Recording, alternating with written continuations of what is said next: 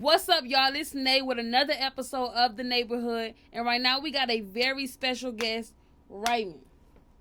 Now, y'all, on April 15th, I dropped the Alley Daughter Open Verse Challenge, and I got let the whole world get on it. The whole community, all my supporters, everybody got on it. It was 3 runner-ups. Shout out to King 600. He definitely recommended Ray, and Ray was the first one. He had 28 points out of 30, I believe.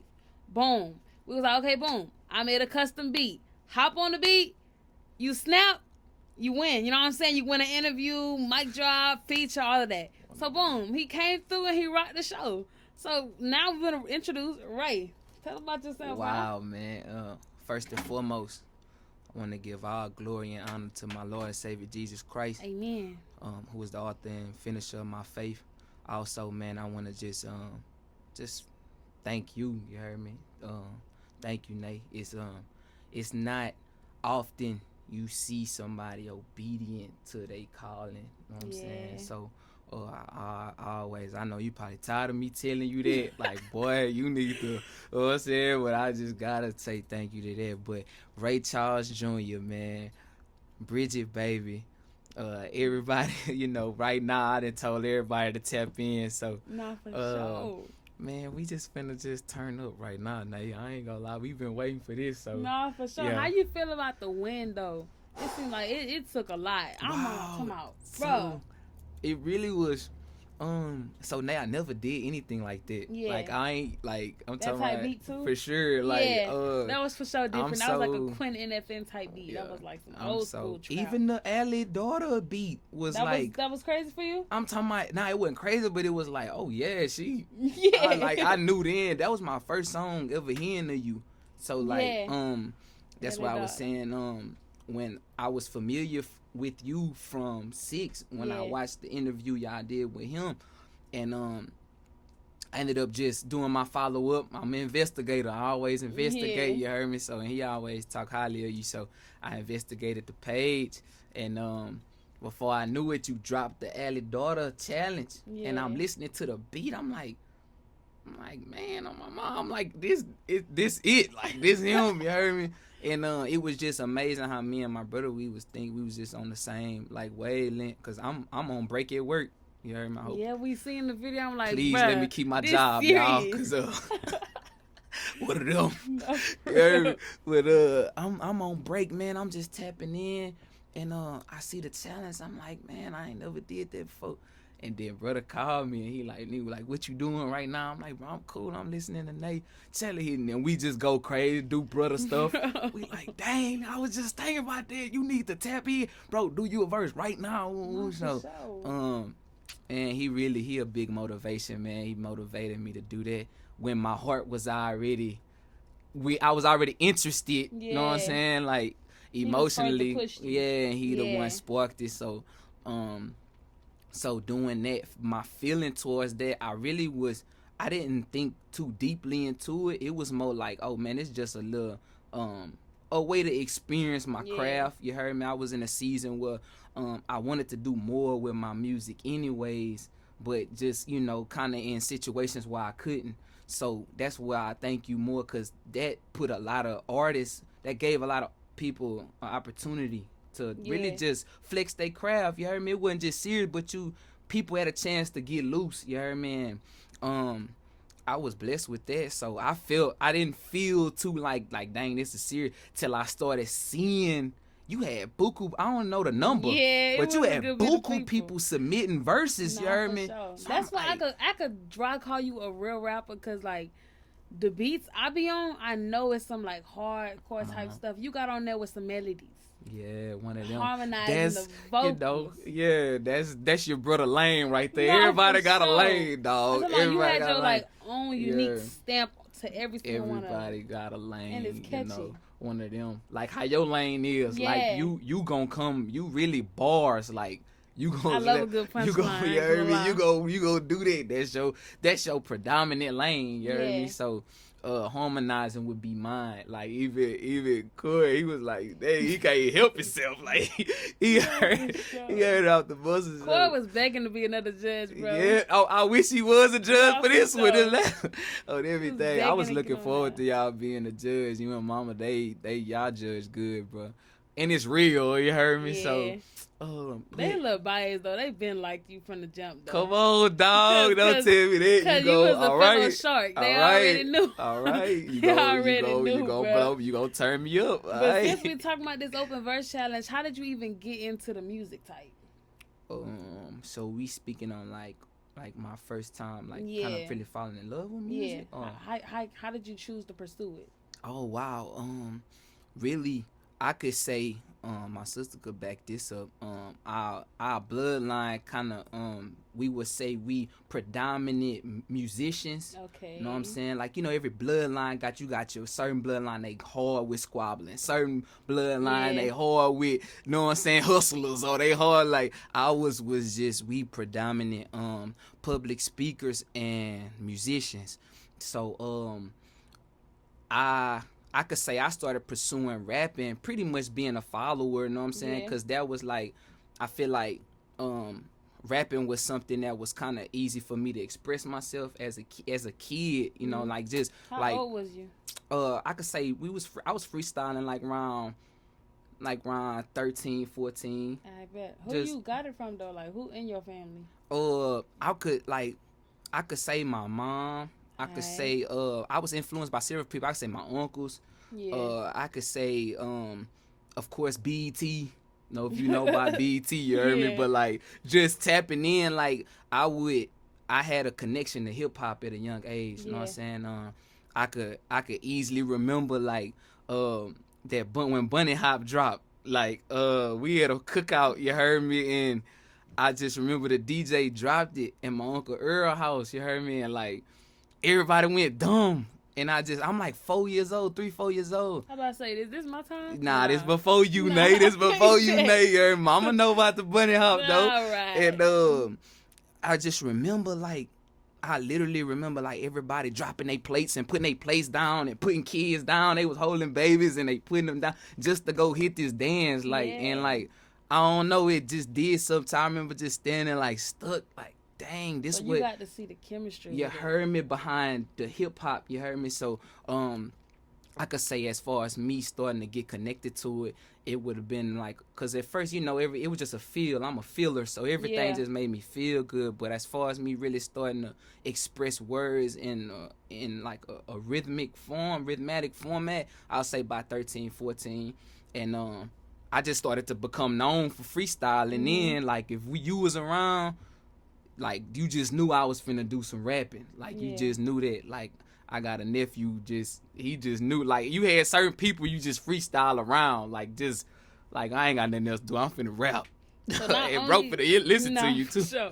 So, not only did you grow up with it, you got to practice it. I got to practice it, yeah. And, so, take me through the journey then. Like, starting music, going serious with it, and then into this Christian. Wow. Side. Okay. So, okay, get influenced, like I say, by BET, uncles, mama and them. Mama getting turned when music come on. So that kind of had me adapt to music. I could say around 16, 17, I started writing. Okay. Really just for self, though. I didn't really start, I wasn't big on publishing anything or putting it out there, but I would write. I remember my mama told me she found a piece of paper one time in my drawer when I was in high school. I don't remember that. You know what I mean? The effects of drugs, you know, they really forgot little things like Testimony that. Type? Yeah, oh yeah, most definitely. Yeah. Yeah, that's why I'm so big on I'm big on that right there, just walking in my sobriety, you heard me? Because I remember I started too young, you heard me? So my biggest thing is that. But so after that, Nate, I get in the studio for the first time at like 16, 17. Okay. Experienced that, you heard me? And that gave me like it gave me another outlook, you heard me? I remember the session and everything, like it gave me, I remember the goosebumps, the butterflies, you heard me? Like, dang, bro, I wonder if it's finna be, and just shocking everybody when they heard me. But I can honestly say music didn't become my heartbeat till I went to prison. Okay. When I went to prison, you know, it became something that gave people hope. And I ain't gonna lie, like my brother right here, you heard me, like he know what it mean to hit a unit and you saying you a rapper. Like if you around any like people trying to hit it, like they Yeah. like okay, we'll run something, cause it's no beat, it's no none of that. So it's like if you claiming it, you finna like we need to see that on spot. Acapella You heard type. me? So I remember times when that wasn't really me. I didn't have that boldness to like have something in. So I'm like, damn, I'm really not as hard as I think I am. I could get better. You heard me? And I ended up meeting my brother, man, and on one of the spots, cleared the rec yard.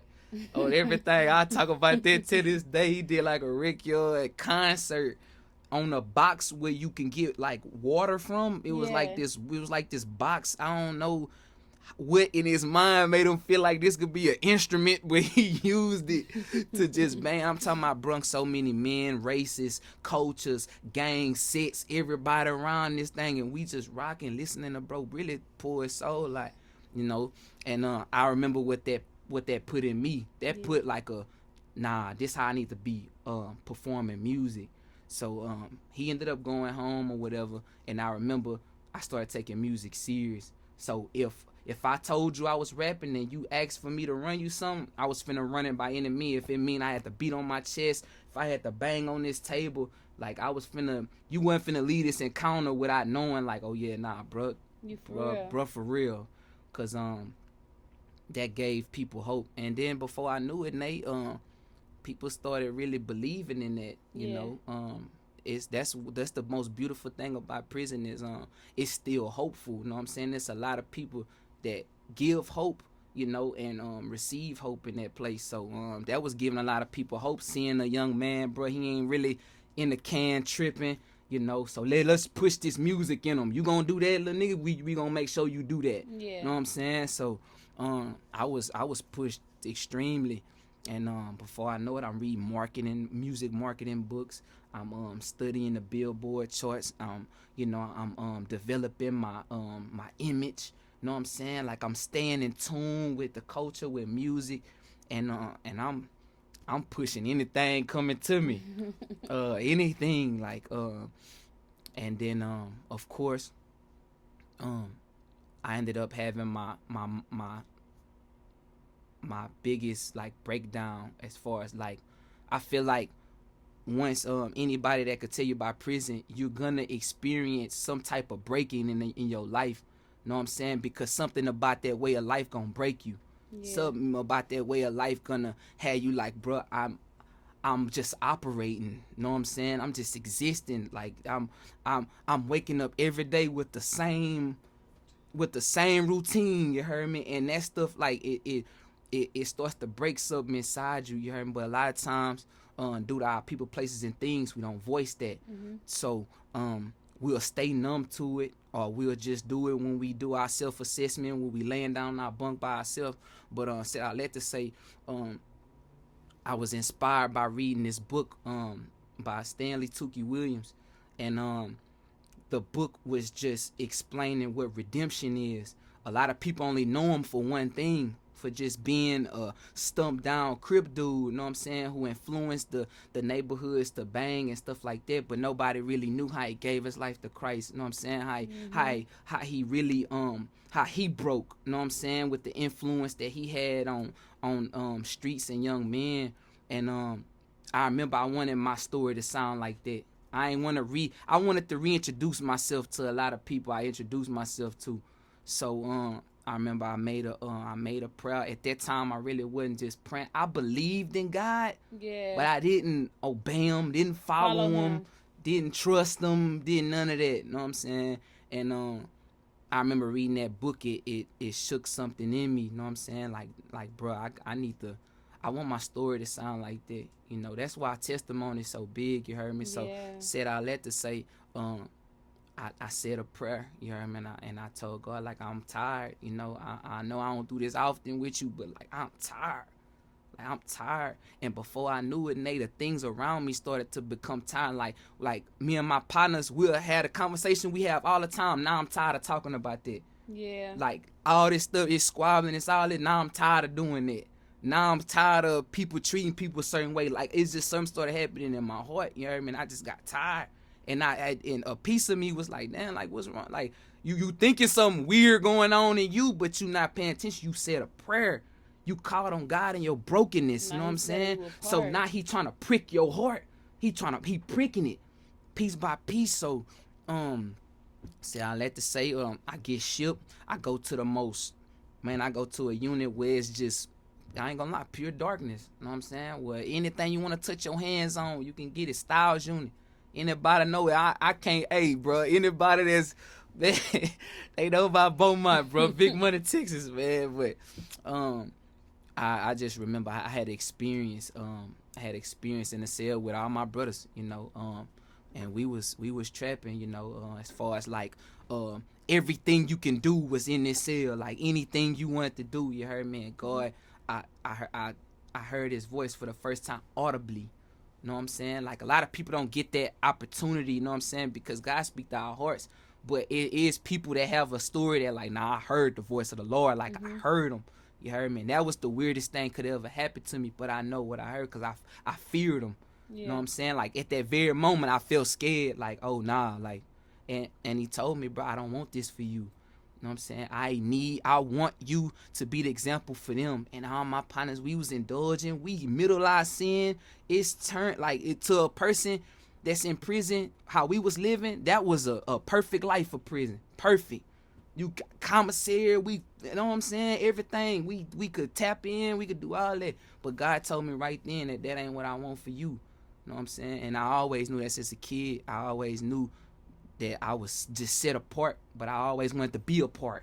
Yeah. You know what I'm saying? So I just said all that to say when that happened, I remember how I walked out the cell, you know, just kind of just dumbfounded, like lost. I didn't even have nobody to tell that to.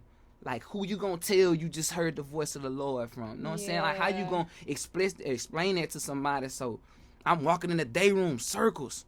And I'm like, dang, bro, because I can't tell my partners, my circle. I tell them that, they going to be like, damn, man. Damn, man. That's crazy.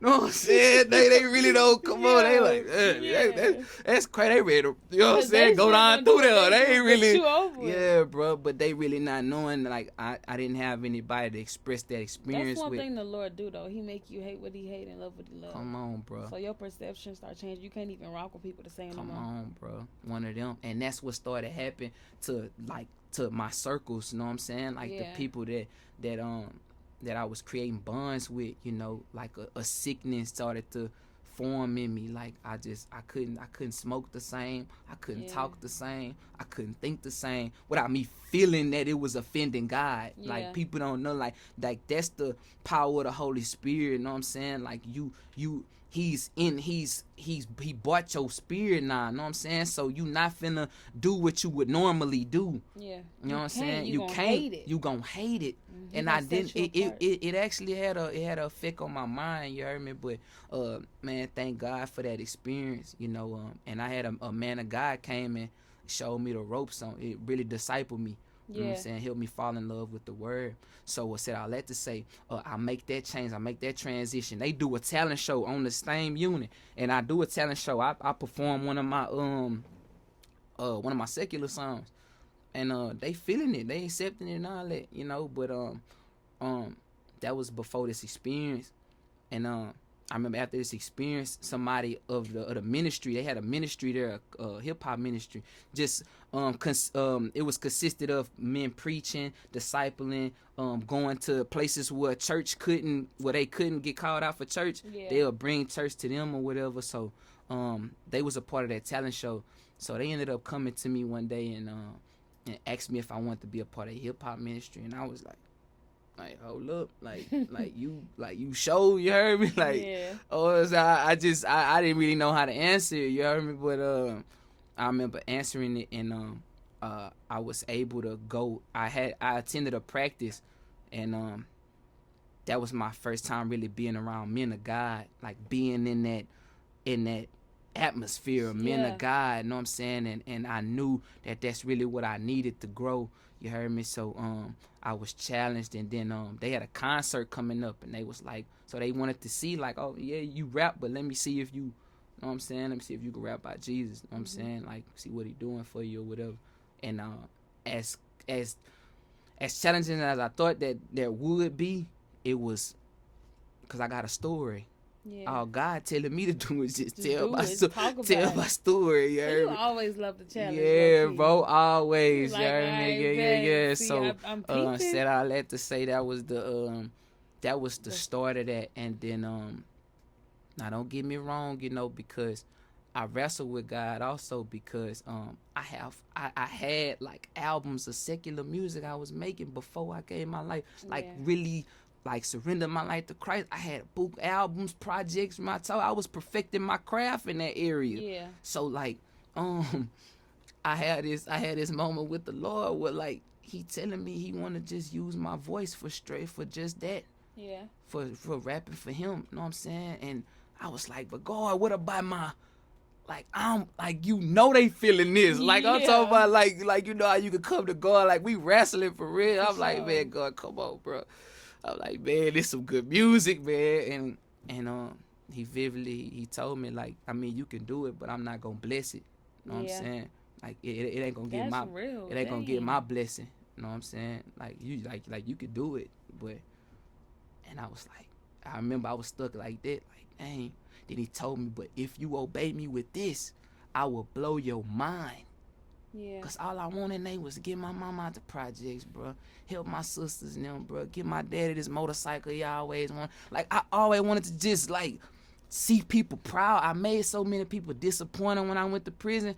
All my heart been just to just make people proud now, you heard me? Like, making God proud. Like, this has, like, been my biggest thing now, so... Like when I knew he was telling me that, I'm like, all right, God, you heard me. That same day I wrote my first Christian album. Same day. That same night. Obedient. That same night, bro. I wrote my first Christian album, and it was called Fresh Out the Well. Okay. On my Jonah flow. I remember I was reading the book of Jonah. You heard me. God had me in the book of Jonah in that season, but said all that to say, Nate. When he was telling me that he would blow my mind. He blew my mind by showing me how it's men was really giving their life to Christ. Like, I'm talking about, like, I'm watching men that's battling with so many things. You know what I'm saying? Like, God using my voice. And he showed me, like, that's deeper than anything you was asking for, the money, the deal, you know what I'm saying, getting mama out the projects, all that. Like, you changing lives is way deeper than that. And it's bigger than that. He was showing you how your words can attract. And he was showing me my purpose at the same time. You getting people. You heard me? He was showing me my purpose at the same time. And you know, I was pushed a lot in the hip hop ministry, man. Became one of the orchestrators, like head leadership of it, man. So it was a beautiful experience, but that's where I'm at now, you know. That changed my life while I was in prison. That was like my last 3 years in prison. I'm just hip hop ministry. Yeah. I'm talking about we all over the unit. Like we'll walk in the section, brother. I tell you, they already know they gonna hit that boy all in the three row down the one row. They in the cell. They already know. They screaming at the laws, big bro. Roll it dough. And everything, bro. We just gonna love on the guys, and that became something like real. Like, it's bigger than just the music thing. It was more like seeing people get healed. You know what I'm saying? Like, it was actually people fighting, people really fighting spirits, bro. Fighting principalities and powers of the dark. Like, people really fighting it. You know what I'm saying? And not really getting hope. They not getting hope. Cause all you around is partners that's fighting the same stuff you fighting. Yeah, that's what you know what I'm saying? So you not really getting no hope. You're not getting no hope. And that's why I go by this statement, heal people. You know what I'm saying? Like, the world always say hurt people. But when you heal, bro, you got that. God gave you that power to go heal somebody. Mm-hmm. You know what I'm saying? And like that's just been a beautiful thing to see people get healed. Like that's all I want to do for the rest of my life. I don't have to earn anything. I don't have to do nothing else. If I could just see one person get healed, one person get hope, one person get motivated. If I could see that, bro, I'm cool money. Ask anybody around me, like they know, they most definitely know this. You heard me? Like that's all I want to do for the rest of my life. You heard me? So and he gonna let you witness that for man, bro. sure. And he Amen. let God me is come on, good. bro. Let me God tell you. good, dog. So who you feel like your audience is? Like when you talk about your testimony, who you feel like that is the people who really need to hear you, or the people who really God bring towards you? I would say young men. Okay. Young men and most definitely the can, like that's one of my biggest prayers to God. I can't wait to go back inside the minister, you know what I'm saying? Because that's where my chains fell off at, you know what I'm saying? That's so my audience is I would say young men, any young man, young women too, cause you know, it's no bias, but I would say the young generation for sure.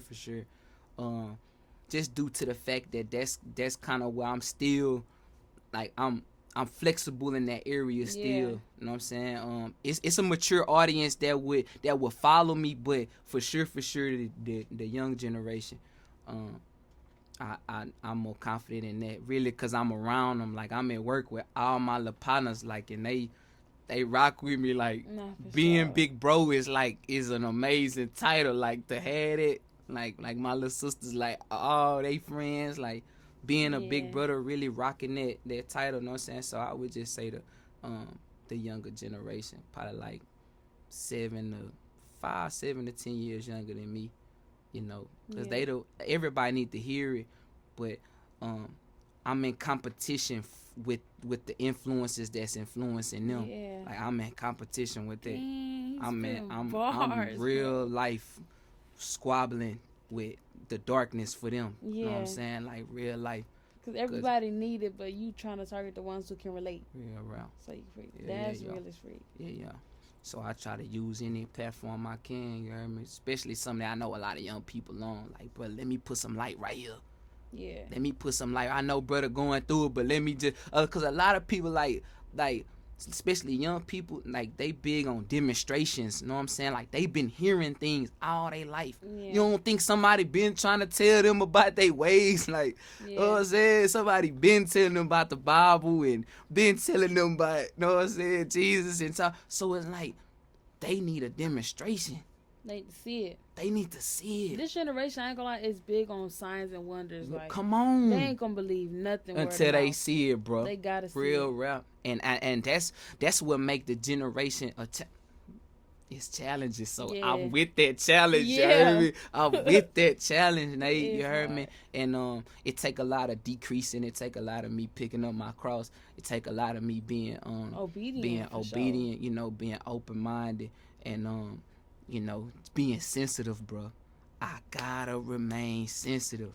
God put that big in my heart, like before I came home from prison, and when I came, I gotta remain sensitive to my people, places, and things. Yeah. You know what I'm saying? For them, for his sheep. You know what I'm saying? Like, cause they need a demonstration. So that would be my audience, though. Nah, for sure. Mm-hmm. Like one thing I learned about like being obedient to God is like your obedience could save a life, but it can also take a life. You know what I'm saying? Wow. That's why you always gotta be obedient. Wow. No, for real. Because like if you don't listen to God and something He tell you to do, like He needed you here, this takes this time. Nah, I ain't trying to go. I'm tired. Boom. That was one of His children He was trying to bring back to Him. Real rap. You know what I'm saying? And now, you chose. This. You chose, yeah. And now they back in the world. Wow. Come on, bro. That's why you gotta stay obedient. What's something you learned about, like a message you learned that with God? With like obedience. Or anything you ain't know before. That's detrimental to your faith.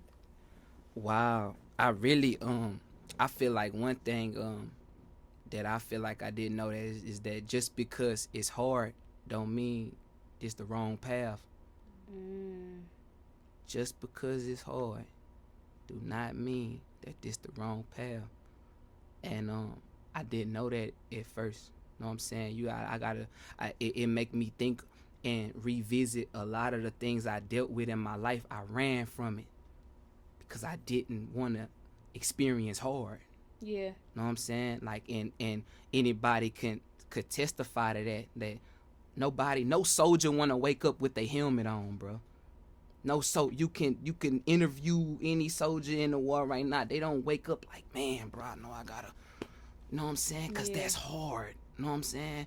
Bro got kids, bro got wife, bro got, you know what I'm saying? It's a piece of you still want to have that, you know what I'm saying? That comfort. Yeah, perfect A word. piece of you still want that. Yeah. You know what I'm saying? But it's like, if something happens when you surrender your life, like this life I'm living is borrowed. Yeah. That's something else that changed my mindset. This not my life.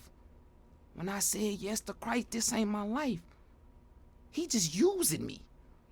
That's it. I'm just a vehicle. He like, bro, like, and like, keep on, like, you know what I'm saying? But I feel like that statement right there, just knowing that just because it's hard, it don't mean it's a wrong path, because that's what caused a lot of people to deter away from Christ, or just, you know what I'm saying, drift away from God because of how hard it get. You know what I'm saying?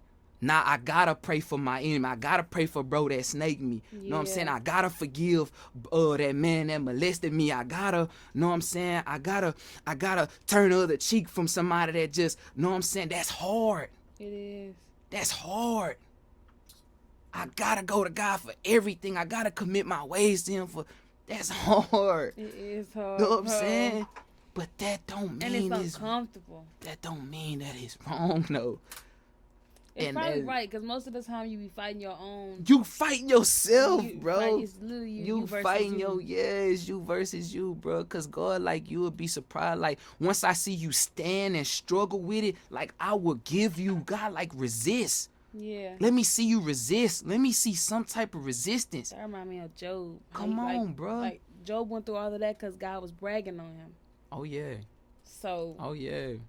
And we not even thinking of what we going through like that, bro. God could probably be flexing on you right now to the devil. You thinking he mad at you, or yeah, why me, God, with you the whole time? You don't even know he promoting you. You get through this, you will be. I'm talking about. Come on, bro. You get through this, you straight forever. Hey, that's up. You straight forever. But, you know, the conditions of the flesh, the conditions of our humanity, you know, we break. You know what I'm saying? It's certain things that have that strong effect on us, man. And what I like about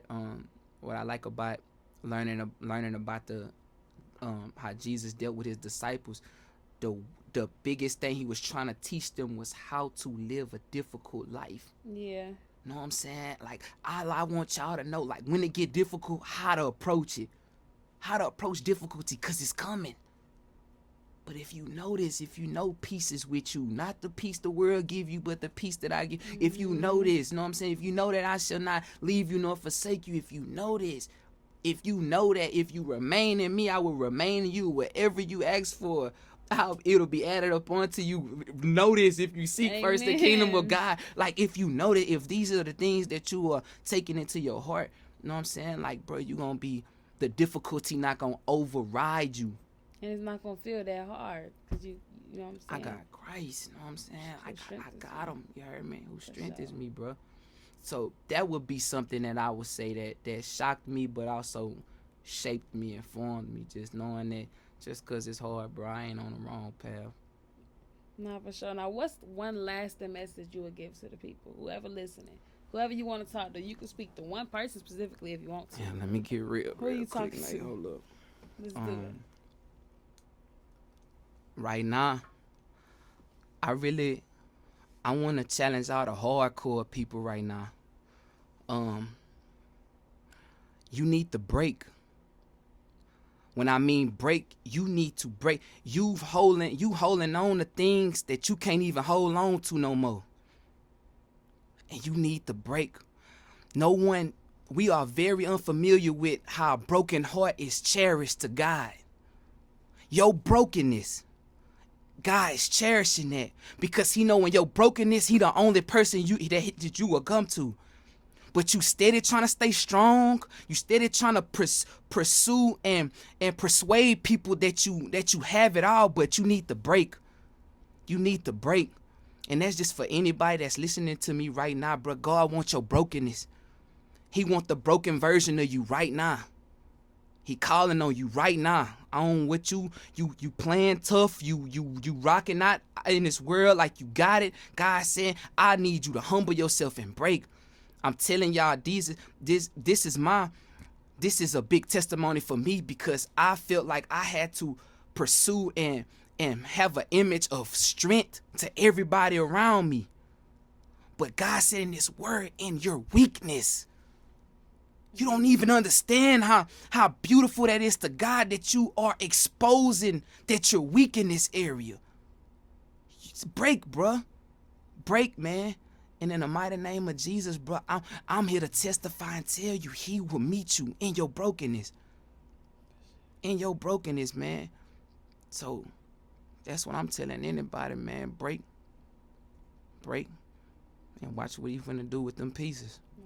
You know what God could do with an empty heart? Oh, man. He'll take your heart of stone and give you one of flesh.